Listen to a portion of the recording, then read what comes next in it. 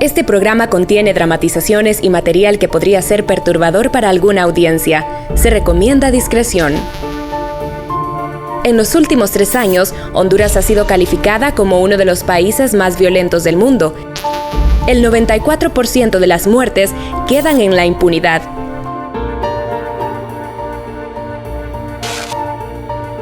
Esto refleja la debilidad en la justicia hondureña. Sin embargo, tarde o temprano todo crimen tiene su castigo. Crimen y Castigo presenta un crimen a las sombras de la religión. Todo inició en una colonia en la capital de Honduras llamada Nueva Suyapa, una colonia de gente trabajadora, humilde y muy religiosa. En Nueva Suyapa existen actualmente más de 50 iglesias donde domingo a domingo sus fieles feligreses asisten buscando agradar a Dios.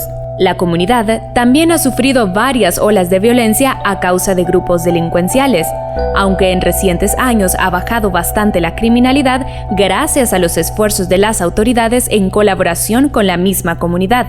Sin embargo, algo muy temible se acercaba para la joven Cindy Marbella Alemán. Apenas tenía 16 años, estaba cursando el 2º año de bachillerato, estaba a una semana de su graduación del colegio. Mi prima Cindy Marbella era una persona muy alegre, muy simpática. Le encantaba hacer sonreír a las demás personas. Siempre hallaba una respuesta en medio de un problema. También recuerdo las reuniones familiares. Ella siempre era una luz. Siempre daba sonrisas a nuestras personas. Mi hija fue una muchacha muy alegre desde chiquita. Ella era bien introvertida. A ella casi no le gustaba ver televisión, cosas así, de muñequitos y cosas así. Y me encantaba verla. Cindy Marbella siempre fue una niña alegre, con grandes sueños en su mente. Le gustaba servir a los demás, sonreía mucho, disfrutaba de la compañía de sus amigos y amigas con quienes compartía en su institución. Recuerdo a Cindy como una niña dinámica, carismática, aplicada, con una sonrisa que es muy difícil de olvidar. Cindy ayudó en las diferentes actividades de la iglesia durante 8 años, ayudando a los hermanos en la fe, orando y manteniendo una comunión muy especial con los líderes de la iglesia. Su amigo, José Manuel Pavón, también servía en la iglesia con goce de ciertos privilegios. Entre ellos, estaba autorizado a mantener las llaves del templo, podía entrar y salir de la iglesia cuando lo requería. Pavón y Cindy sostenían una amistad en el servicio de la iglesia, ayudando a los feligreses a crecer en su fe. Pavón, de 46 años de edad, delgado, de piel morena y de serio semblante, predicaba en los alrededores de la iglesia al menos 2 veces por semana. Algunas veces iba acompañado de otros hermanos, entre ellos iba Cindy. Jamás les cruzó por la mente a Cindy y su familia que este lugar de santidad y felicidad podría convertirse en el sitio de su peor pesadilla. 4 de octubre del 2010, 6:45 a.m. Cindy salió de su casa hacia su centro de estudios. Sin embargo, sus familiares fueron informados que ella no había llegado al colegio. En eso me cayó la llamada de la maestra del instituto, preguntando por mi esposa. Buenos días, don Martín, me dice. ¿Se encuentra Carlita? Me dice. No, fíjese que ella está, le digo, donde la suegra, le digo, ya se fue, le digo. Me dice que usted no sabe, me dice. ¿El qué? Le digo. Entonces le dije yo a ella, ¿verdad? Interrumpiéndola. Es que Marbella no vino a clases hoy, me dice. Cuando el padre de Cindy supo que Cindy no había llegado al colegio, inmediatamente empezó a llamar gente y a buscarla. Llamé a la casa de mi suegra y mi suegra, con una voz solloza y en llanto, me confirma de que mi esposa no se encontraba en la casa en ese momento porque salió hacia el salón del Reino de los Testigos de Jehová, porque en las noticias se decía de que habían encontrado una muchacha con las características de mi hija Marbella. encontró a la policía y sintió miedo pensando que Cindy tenía algo que ver. Se acercó y vio a Manuel Pavón. Entonces llego ahí y me voy directo al portón, ¿verdad? Y estaba en el portón de entrada, estaba José Manuel Pavón. Entonces le pregunto yo a él, oíme vos, le digo, dicen que hay una muchacha muerta ahí adentro. Y a la cual él me responde, no te preocupes, pues no es tu hija. Tranquilo, si fuera tu hija yo la reconocería. Date tranquilo. ¿seguro? Sí, seguro. Bueno, cheque, gracias. Dale. Se fue a buscarla a otro lado y nada. Regresó nuevamente a la iglesia y volvió a preguntarle a Manuel Pavón si su hija estaba dentro. Y Pavón le gritó diciendo, ya te dije que no es tu hija. Esta vez no le creyó y decidió preguntarle a un oficial. Oficial, disculpe, fíjese que mi hija se me ha extraviado desde las 7 de la mañana. Y ella ha visto un uniforme verde y camisa blanca y me dicen que la muchacha que está muerta adentro tiene las características de mi hija. Mire, de hecho me interesa buscarla donde ella esté. Solo necesito identificarla, si ella es, si no es ella, yo me voy a buscarla a cualquier lado. Usted sabe cómo está la situación en nuestro país ahorita. Al entrar a la iglesia, fue entonces cuando vio que el cadáver que estaba adentro era el de su pequeña hija. Yo solo vi el volumen de su cuerpo y su imagen y era mi hija. Entonces estuve de frente a José Manuel Pavón y recuerdo las palabras que le dije a él. Solo le dije, varón, le digo yo, ¿por qué me mentiste? Aparentemente, Cindy Marbella había sido asfixiada y ultrajada sexualmente. ¿Qué necesidad tenés vos de engañarme a mí? Le dije. O sea, en ese momento le estaba diciendo que cuál era el interés que lo motivaba a él a negarme la verdad. A pesar que en Honduras el 94% de los crímenes queda en impunidad, en este caso inició un proceso de investigación. Desde el principio, Manuel Pavón fue el sospechoso principal. Sin embargo, las autoridades no le podrían hacer nada sin pruebas. Los investigadores se internaron en la comunidad buscando posibles testigos con la suficiente valentía para declarar. La tarea no fue fácil. Quienes tenían conocimiento del hecho se negaban a declarar contra el sospechoso por temor a represalias. Sin embargo, decidieron hablar luego que los investigadores ofrecieran protección. Protección donde se esconde su apariencia y se omite su nombre de todos los procedimientos. Dos testigos, el testigo H2 y el testigo 25, ofrecieron declaraciones que ayudaron a construir la línea de los hechos tal cual sucedió. A las 6:40 am, Cindy salió de su casa hacia la estación de buses, testimonio de la familia de la víctima.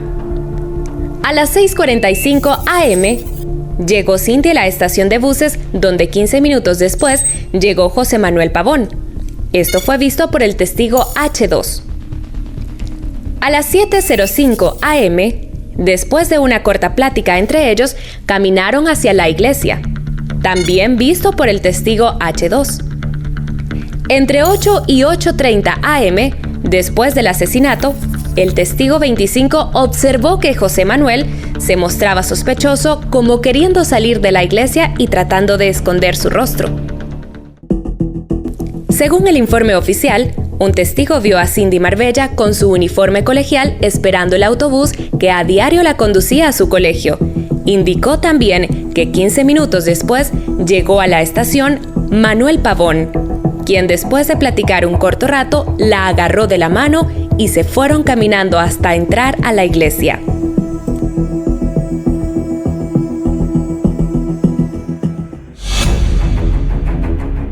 De acuerdo a la declaración de los testigos protegidos, Manuel Pavón manipuló a Cindy para que ella entrara con él a la iglesia muy temprano, el día del hecho.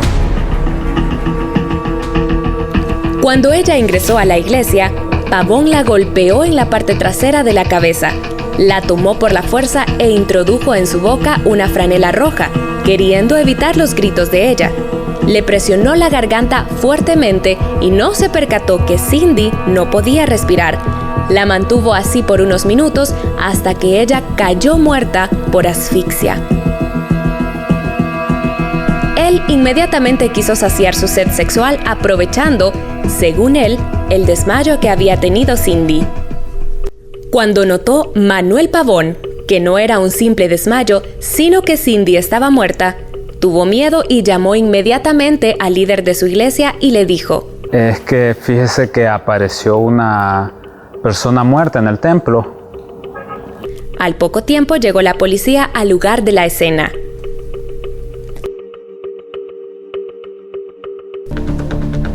Como en todo caso, siempre es tarea difícil juntar todas las pruebas necesarias para encontrar culpabilidad o inocencia. En este caso particular, las pruebas de ADN practicadas no eran suficientes. Se necesitaba declaración de testigos o incluso la declaración oficial del imputado reconociendo su culpabilidad de los hechos. Al realizarse la autopsia, se encontró el pañuelo rojo en la tráquea de Cindy. Este pañuelo era un elemento que solo el asesino sabía de su existencia, así como los médicos forenses quienes practicaron la autopsia. Durante el juicio, los testigos protegidos brindaron información indispensable para alcanzar justicia. Estos testigos fueron interrogados por los jueces, también por la fiscalía y el abogado defensor del imputado.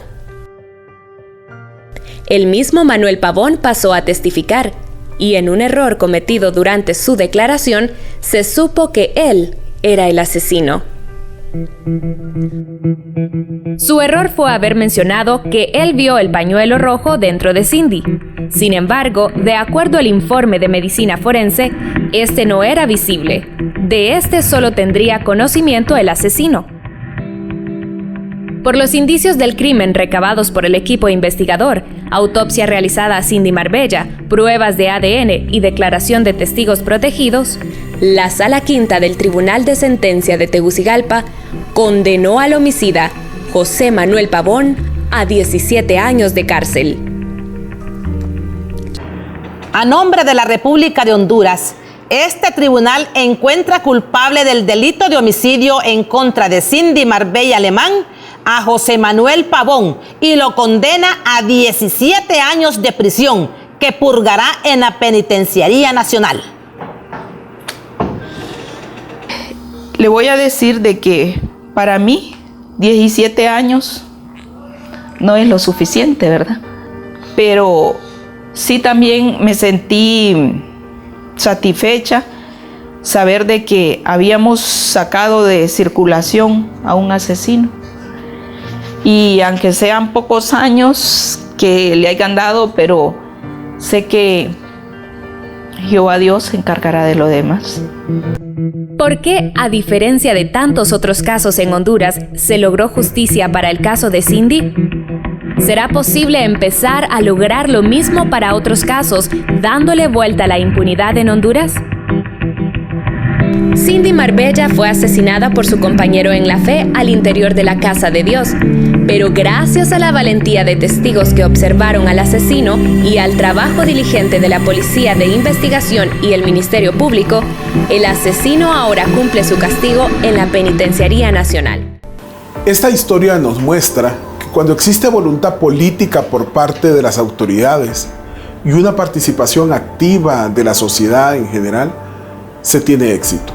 Que cuando la Policía Nacional actúa de forma diligente, cuando los investigadores criminales tienen el equipamiento necesario, cuando el Poder Judicial reacciona ante los requerimientos fiscales por parte del Ministerio Público y existe la colaboración de la comunidad, especialmente de los testigos oculares de los crímenes, se hace justicia. No hay duda que en Honduras la impunidad campea, pero con la participación de todos los sectores, esto se puede modificar. Esto nos tiene que llenar a nosotros de fe y de entusiasmo para ver el futuro de una manera distinta, de una forma diferente. En la Alianza por la Paz y la Justicia y en la Asociación para una Sociedad Más Justa, hacemos un esfuerzo importante por incidir en los tomadores de decisiones, para que historias de éxito en el combate del crimen como estas sean una norma y no la excepción. Si quieres saber más acerca de este movimiento nacional por la paz y la justicia y quieres incorporarte a él, Ve y busca en la internet, en el www.alianzapazYjusticia.com. Súmate a nosotros.